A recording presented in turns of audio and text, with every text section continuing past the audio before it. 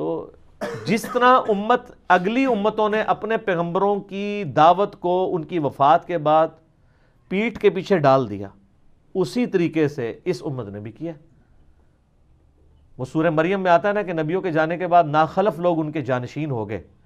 جنہوں نے نمازوں کو ضائع کیا اور دنیا کے وہ شہوات کے اندر پڑ گئے۔ اس پہ میں نے مسئلہ نمبر 116D ریکارڈ کروایا تھا، اور اس میں میں نے اس آیت کی تشریح بیان کی تھی اور بخاری مسلم کی حدیث بیان کی تھی۔ آپ علیہ السلام نے اپنی وفات سے 1 مہینے پہلے شہدائے احد کے اوپر خطبہ دیا تھا، ان کی قبروں پہ جا کے، اور کہا کہ وہاں پہ لوگوں کو، صحابہ کو جمع کر کے اصل بتانا یہ تھا کہ سب نے مر کے ادھر ہی آنا ہے، دیکھنا مجھے اپنے بعد تم سے خطرہ نہیں، تم شرک کرو گے بلکہ تم دنیا کے مال میں پھنس جاؤ گے اور تم ایک دوسرے کو قتل کرو گے، پھر اسی طرح تم بھی تباہ و برباد کر دیے جاؤ گے جس طرح اگلی قومیں کر دی گئی۔ اور یہی ہوا ہے کہ نبی علیہ السلام کی وفات کے بعد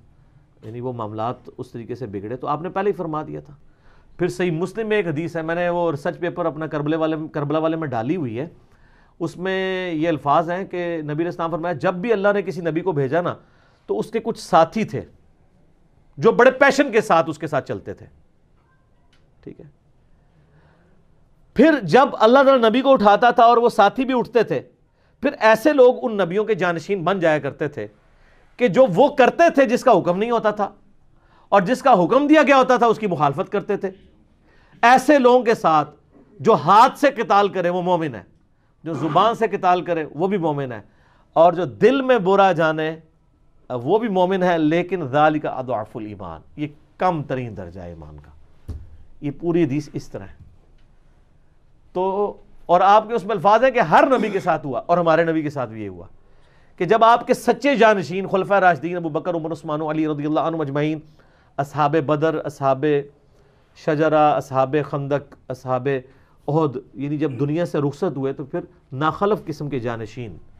اس مسند پہ آ گئے اور انہوں نے امت کے ساتھ وہ کچھ کیا۔ تو باقی آپ میرا کربلا والا ریسرچ پیپر 5B پڑھ لیں، واقعہ کربلا کا حقیقی پس منظر، 72 صحیح الاسناد احادیث کی روشنی میں، جس میں نے 200 روایتیں جمع کی ہیں، اور مجلس نمبر 28 دیکھ لیں، مسئلہ نمبر 101 میرا دیکھ لیں، خلافت و ملوکیت، صحیح مسئلہ خروج اور فکر حسین حق پرستی کی علامت ہے، جس میں میں نے اہل تشیع کا جائز مقدمہ اہل سنت کی عدالت میں پیش کیا۔ اور ایک اور لیکچر ہے مسئلہ 162A، جس میں نے نہج البلاغہ سے مولا علی علیہ السلام کے 5 خطبات کی روشنی میں خلفائے راشدین کی شان بیان کی ہے، جس میں نے اہل سنت کا مقدمہ اہل تشیع کی عدالت میں پیش کیا۔ سر دونوں کے مقدمے ہم ہی لڑ رہے ہیں، ہم وہ وکیل ہیں، ہمیں کوئی کہتا ہے یہ وکیل شیعہ ہے، کوئی کہتا ہے یہ وکیل اہل حدیث ہے۔ سر ہم اسلام کے وکیل ہیں، یہ آپ اپنے ساتھ لگایا کریں،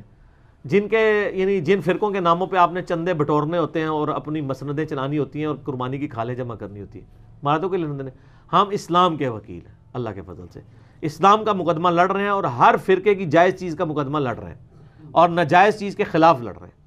اور یہ مقدمہ ہم لڑ رہے ہیں کہاں سر؟ عوام کی عدالت میں، کیونکہ علماء تو بیانڈ ریپیئر ہے۔